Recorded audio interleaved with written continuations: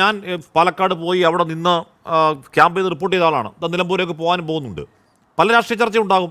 നമ്മൾ വിചാരിക്കും ഇത് ജനങ്ങളുടെ ഹൃദയത്തിൽ, ജനത്തിൻ്റെ അടിത്തട്ടിൽ വലിയ തീ പോലെ കത്തുന്ന നീറുന്ന ചർച്ചയാകും നമ്മൾ വിചാരിക്കും. ഒരു ചർച്ച ഇപ്പോൾ ഓർത്ത് നോക്കൂ, പാലക്കാട് ബൈ ഇലക്ഷൻ റിസൾട്ട് വരുന്ന തലേ ദിവസവും BJP ജയിക്കുമെന്ന് കോൺഫിഡൻസോടെ പറഞ്ഞ് BJP നേതാക്കൾ എനിക്കറിയാം. അവിടെ സരിൻ ഈ കണ്ണാടി, പിരായിരി, മാത്തൂർ പഞ്ചായത്ത് എണ്ണിക്കഴിയുമ്പോഴേക്കും ഇത്ര വോട്ട് ഞാൻ ജയിക്കും എന്ന് സരിൻ വെച്ച കണക്കുകളൊക്കെ നമുക്കറിയാം. യഥാർത്ഥത്തിൽ അതിലൊന്നും കഥയില്ലെന്നും ജനത്തെ സ്വാധീനിക്കുന്നത് മറ്റൊരു ഘടകമാണെന്നും ജനത്തിൻ്റെ ഉള്ളിൽ ആരാണോ ജയിക്കേണ്ടത് അവരെ ജയിപ്പിക്കാൻ ഈ പറയുന്ന ഇപ്പോൾ നടക്കുന്ന PV അൻവറിൻ്റെ ഇടംതിരിവ് അടക്കമുള്ള എല്ലാവിധ വാർത്തകൾക്കും അപ്പുറം തീരുമാനിക്കാൻ ജനത്തിനറിയാം എന്നതിന് ഒന്നാന്തരം തെളിവല്ലേ പാലക്കാട്, ശിവരാജ് ഗോകുൽ?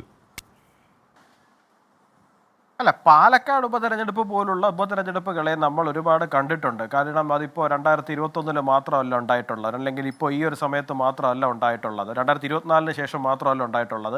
2019 ലോക്സഭാ തെരഞ്ഞെടുപ്പ് കഴിയുന്ന സമയത്ത് ഒരുപാട് MLA-മാരായിരുന്ന ആൾക്കാർ രാജിവെച്ച് പാർലമെന്റിലേക്ക് മത്സരിക്കുകയും അതിനുശേഷം ഉപതെരഞ്ഞെടുപ്പുകൾ ഉണ്ടാവുകയും ഇതൊക്കെ ഇന്ത്യയിലൊട്ട് അതാത് രാഷ്ട്രീയ സാഹചര്യങ്ങൾ അനുസരിച്ച് കരുത്തരായ സ്ഥാനാർത്ഥികളെ രംഗത്തിറക്കാൻ വേണ്ടി MLA സ്ഥാനം രാജിവെച്ച് MP ആയിട്ട്, MP സ്ഥാനം രാജിവെച്ച് MLA ആയിട്ടും ഒക്കെ വരുന്ന സാഹചര്യങ്ങൾ നമ്മൾ കണ്ടിട്ടുണ്ട്.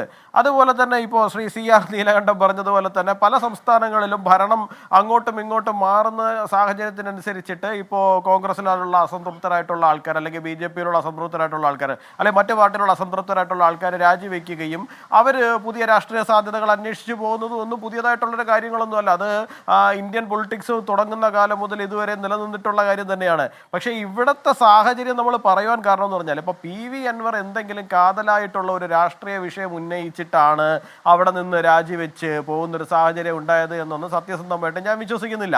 കേരളത്തിലെ സോക്കോൾഡ് ഇടതുപക്ഷ മാധ്യമങ്ങളെ സംബന്ധിച്ചിടത്തോളം ഇപ്പോൾ ജിൻഡോ നേരത്തെ പറഞ്ഞൊരു നറേറ്റീവ് ഉണ്ടല്ലോ, എന്താണ് സംഘപരിവാർ വൽക്കരിക്കപ്പെട്ട പോലീസിനെതിരായിട്ടുള്ള പോരാട്ടം, അങ്ങനെയൊന്നും അല്ല എന്നുള്ള കാര്യമൊക്കെ സാധാരണക്കാരായിട്ടുള്ള എല്ലാവർക്കും ഉള്ളിൽ അറിയാവുന്ന കാര്യമാണ്. PV അൻവർ ചില പോലീസുകാരുമായിട്ട് തുടങ്ങിയ പേഴ്സണലായിട്ടുള്ള പ്രശ്നം വളർന്ന് അത് വലിയൊരു ഈഗോ പ്രശ്നമായി മാറുന്ന സമയത്ത് അദ്ദേഹത്തിന് കേരളത്തിന് മുമ്പിൽ പറയുവാൻ വേണ്ടിയിട്ട് അദ്ദേഹം ഇല്ലാത്തൊരു തൃശ്ശൂർ പൂരത്തിനെ എഴുന്നള്ളിച്ച് ആനകളെയും മേച്ചുകൊണ്ട് അദ്ദേഹം ഇറങ്ങി രാജിവെച്ച് അദ്ദേഹത്തിൻ്റെ തോന്നിവാസം പോലെ പോവുകയും തോന്നിവാസ രാഷ്ട്രീയം അദ്ദേഹം നടത്തുന്നതിൻ്റെ ബാക്കി പത്രവുമായിട്ട് മാത്രമാണ് നിലവിൽ ഒരു ഉപതെരഞ്ഞെടുപ്പിനുള്ള സാഹചര്യം കേരളത്തിൽ ഉണ്ടായി വന്നിരിക്കുന്നത്. പിന്നെ ശ്രീ B ജയരാജ് പറഞ്ഞതുപോലെ തന്നെ ഇപ്പോൾ മലബാർ മേഖല എന്ന് പറയുന്നത് ഒരു കാലഘട്ടത്തിൽ മലപ്പുറം, നിലമ്പൂർ ബെൽറ്റ് ഒന്നും തന്നെ, ഇപ്പോൾ നേരത്തെ ഹാഷ്മി തന്നെ പറഞ്ഞല്ലോ, നേരത്തെ ഒരു അദ്ദേഹത്തിൻ്റെ പേര് ഞാൻ പറഞ്ഞു, അദ്ദേഹം ഒഴിച്ചു നിർത്തി കഴിഞ്ഞാൽ പെട്ടെന്ന് ഇടതുപക്ഷക്കാരൊന്നും അവിടെ ജയിച്ചിട്ടുള്ള സാഹചര്യം ഒന്നും അവിടെ ഉണ്ടായിരുന്നില്ല.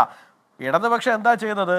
ലീഗിൽ നിന്നും SDPയിൽ നിന്നും ഒക്കെ അവിടെ സ്വാധീനമുള്ള കുറേ പണക്കാരായിട്ടുള്ള ആൾക്കാരെ അവിടുന്ന് ഇവിടുന്ന് ചാടിച്ചു കൊണ്ടുവന്ന് പാർട്ടി ചിഹ്നത്തിലല്ലാതെ സ്വതന്ത്രരാക്കി നിർത്തി ജമാഅത്തെ ഇസ്ലാമിയെ പോലുള്ള ആൾക്കാരുടെയൊക്കെ പിന്തുണയോടുകൂടി ലീഗിനെ തോൽപ്പിക്കുവാൻ വേണ്ടിയിട്ട്, UDFനെ തോൽപ്പിക്കുവാൻ വേണ്ടിയിട്ട് വേറൊരു കുറുമുന്നണി ഉണ്ടാക്കി മത്സരിച്ച് പോയതാണ്.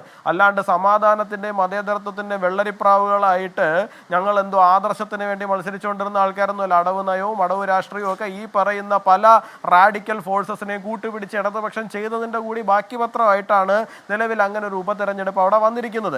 അപ്പോൾ ആ ഉപതെരഞ്ഞെടുപ്പിന് എത്രമാത്രം പ്രാധാന്യത്തോടുകൂടി ഇപ്പം പൊതുജനം ഇപ്പം പാലക്കാട് ഉപതെരഞ്ഞെടുപ്പ് നടക്കുന്നതെന്ന് പറഞ്ഞു കഴിഞ്ഞാൽ വീണ്ടും ഏതാണ്ട് 1-1.5 വർഷത്തോളം നിയമസഭയ്ക്ക് കാലാവധി ഉള്ളപ്പോഴാണ്. ഇനി വെറും ഒരു 6-7 മാസങ്ങൾ മാത്രം മുമ്പിലുള്ള സ്ഥാനാർത്ഥി ഇല്ലെങ്കിൽ നിങ്ങളുടെ 10,000 to 12,000 വോട്ട് ആർക്ക് ചെയ്യും യുവരാജ്? നിങ്ങൾക്ക് സ്ഥാനാർത്ഥി ഇല്ലെങ്കിൽ നിങ്ങൾക്ക് അവിടെ 10 മുതൽ 12 വരെ വോട്ടുണ്ട്. ഇതുവരെ പറഞ്ഞിട്ടില്ലല്ലോ, നിങ്ങളുടെ ബേസ് വോട്ടാണ്, ആർക്ക് ചെയ്യും? ഇതുവരെയും പറഞ്ഞിട്ടില്ലല്ലോ. നമ്മൾ നമ്മുടെ സാധ്യതകൾ നോക്കുന്നു എന്നല്ലേ പറഞ്ഞിരിക്കുന്നത്. ഇപ്പോൾ ആർഷോ തന്നെ പറഞ്ഞല്ലോ ഇവിടെ കുറച്ചു നേരത്തെ, ഇടതുപക്ഷം എന്താണ് നിർത്തുന്നത്? ചിലപ്പോൾ CPMന്റെ സ്ഥാനാർത്ഥി നിർത്തും, ചിലപ്പോൾ പൊതുസമ്പന്നനായ ഒരാളെ അവരെയൊക്കെ കണ്ടുപിടിച്ച് നിർത്തുന്നത്.